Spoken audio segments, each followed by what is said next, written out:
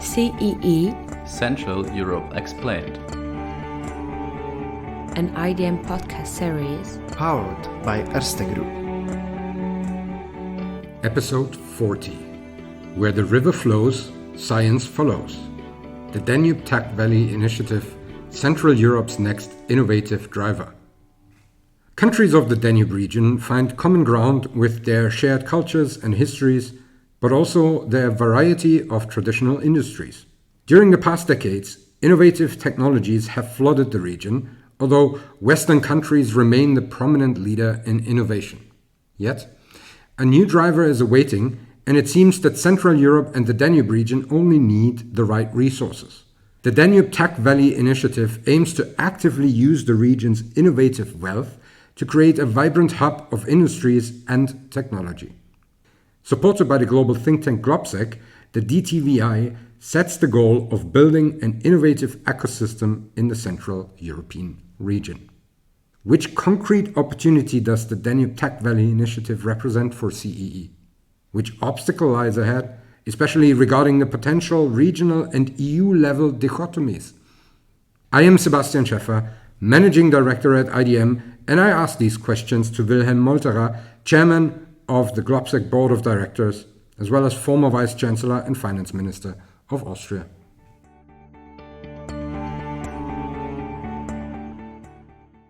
Hello, Wilhelm, and thank you for joining us today. Pleasure to be here. Could you give us a brief overview of what the Danube Tech Valley Initiative is actually about? One might immediately associate it with the Californian Silicon Valley. Is this intended? Well, I would say it's not totally wrong and intended. No, the starting point was quite simple. We started to discuss the issue of recovery for Central Europe, and there is a specific need if you take the economic structure, if you take the let's say the lacks of investment. But what is key, innovation will be the driver for competitiveness, and competitiveness is the precondition for a sound recovery. That's the one thing. And the second thing was, we were absolutely, I would say, unhappy realizing that the recovery plans are just nationally oriented. But economy is based on a regional concept of an ecosystem. And this is the reason why we finally created this Danube Tech Valley Initiative.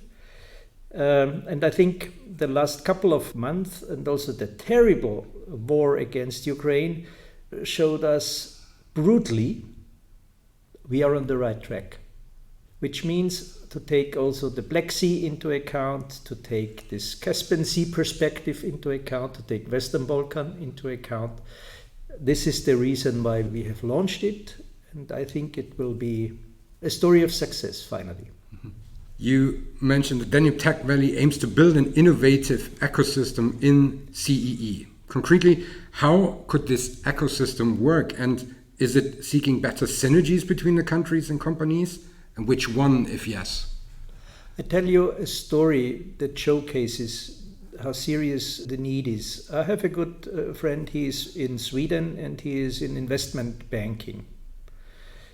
And I asked him, why haven't you been there in this region, in this very region? And he said, I would be interested, but I don't know about the region. So many things are going on, but they do not have the critical mass which is needed. That means what we try to do is to build up this regional ecosystem if it comes for the capital market, to have, let's say, a private equity fund that's working for the region and not for a country. One idea. Second idea, let's put all the innovation hubs, they are existing alongside the river Danube. Go to Belgrade, go to Budapest, Vienna for sure, to Linz. That's a very vibrant innovation environment, but they are not linked. It means to have also, let's say, this critical mass, making it visible. It's key. And the third idea is to have a network of universities, of research centers, the labs there working alongside the river. That's the starting point. Wherever that goes is driven finally by economic needs and not by political wishes. Mm-hmm. You mentioned the different hubs, and especially when we compare, for instance, Belgrade to Vienna, I mean, both cities are very nice, but there's definitely a difference in the potential and possibility to innovate? And how can you make the whole region attractive and prevent that the Danube Tech Valley boosts only the more prosperous areas and not the more developing? Well, I think, first of all, you need to go for the economic needs. That's key. And if you look into the strategies of various big European companies, they are invested already in this region. But what they need is, I would say, a regional strategy to lift the whole potential.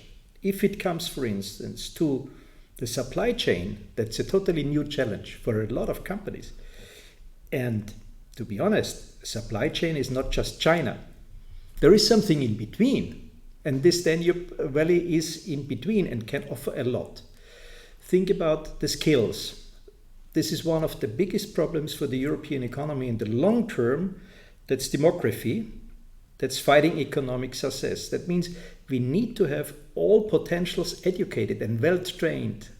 There is a huge potential, for instance, in technical skills, in IT skills in this region.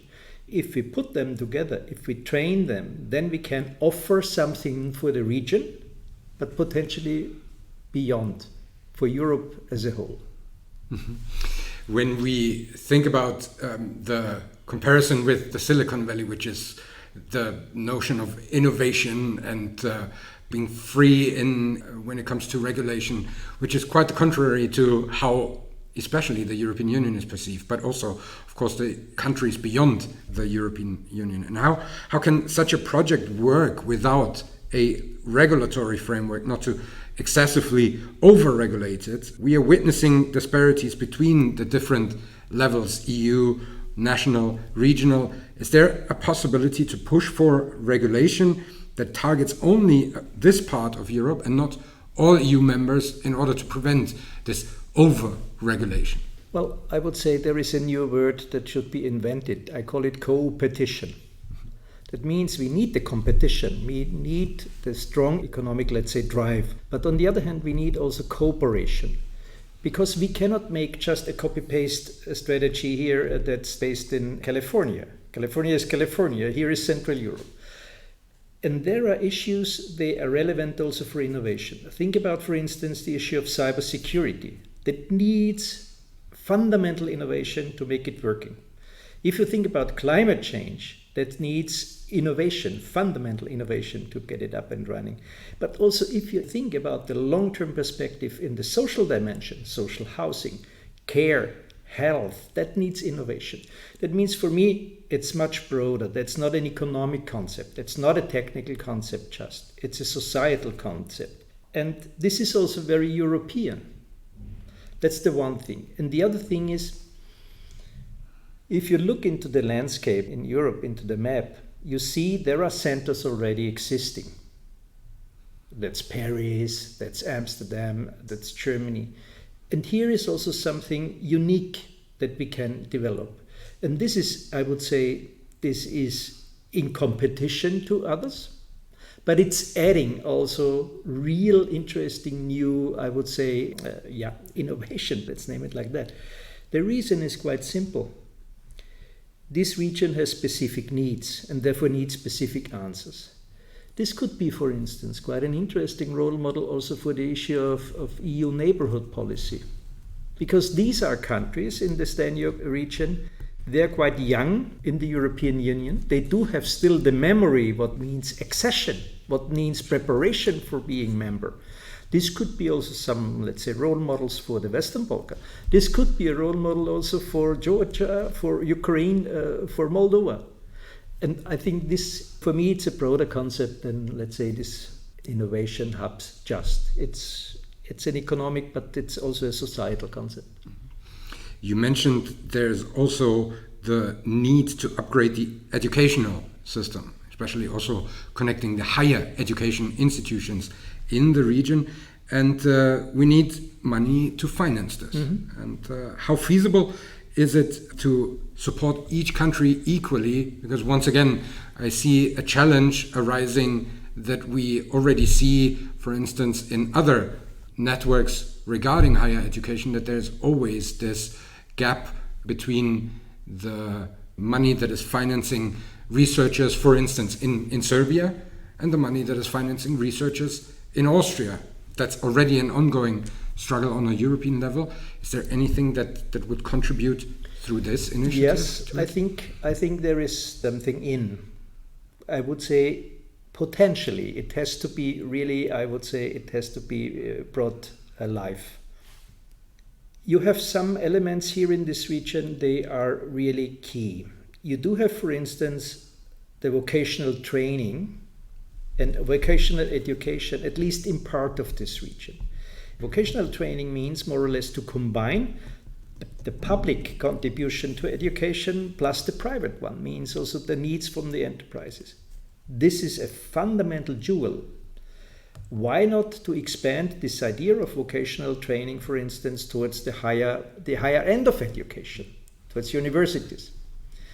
Second thing is, for instance, lifelong learning. I'm pretty much sure that if digitizing the economy and the society will work, and it has to work, this means we do have, on the one hand, the need for reskilling people, but we do have also the need for training them for totally new challenges and new jobs.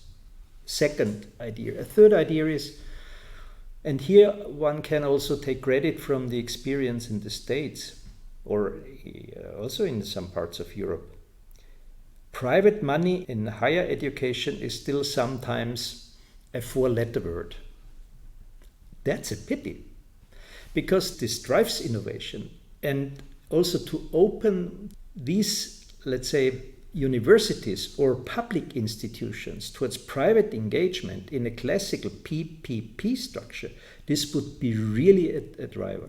And last but not least, there are elements where you need a strong cooperation with public money. If you think on quantum computing, for instance, it's obvious that no one can do it by himself or by herself. It needs cooperation. These are elements where I think we can contribute. Thank you. The initiative recently has been launched during the GLOBSEC Bratislava Forum in June. And of course, now I would be very much interested, what are the next steps to achieve at least some of the things that we have discussed today? Well, first of all, we try to make something happen around this capital market initiative on a regional basis. And the reason is quite simple. We have in the meantime in this region quite an advanced venture capital environment created over the last 5 to 7 years. But what's lacking is the financing of the next step, means the growth phase. If we offer something together with public guarantees, promotional banks like EIB, and private money, this could be a type of regional private equity fund that's really helping to close this gap.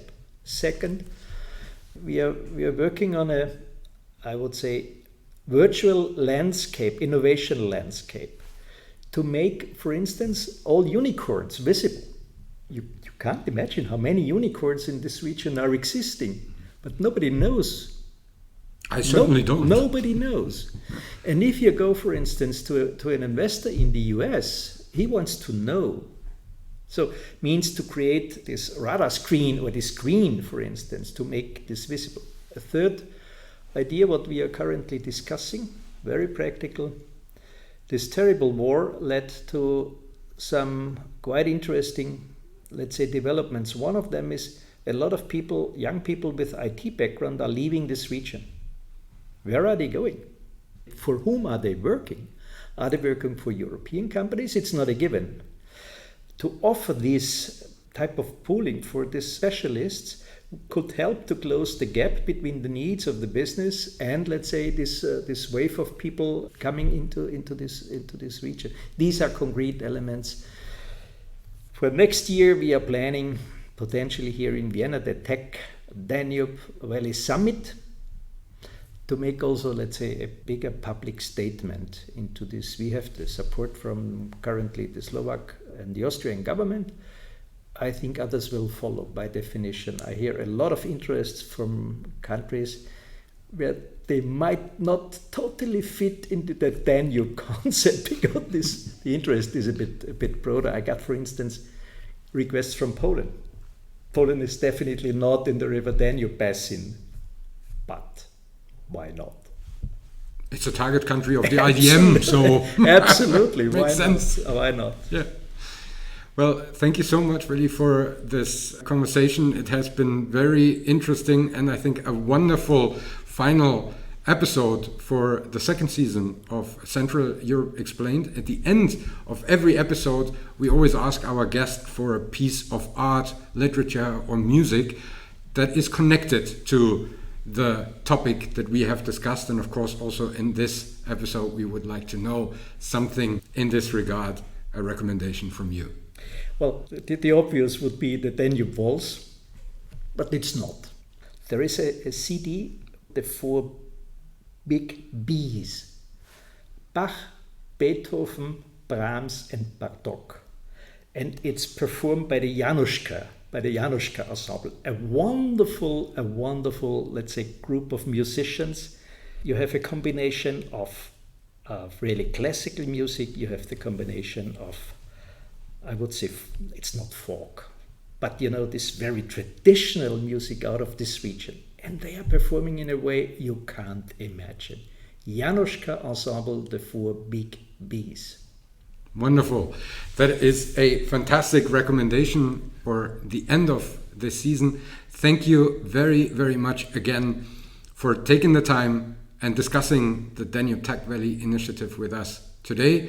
This concludes not only this episode, but also this season of Central Europe Explained, and we are very much looking forward to continue the discussion. Thank you very much, Wilhelm Molterer. Thank you.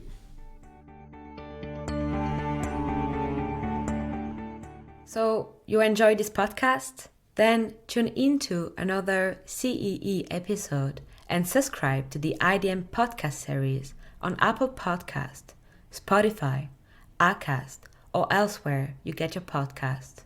And also, have a look at the rest of our work on our website www.idm.at.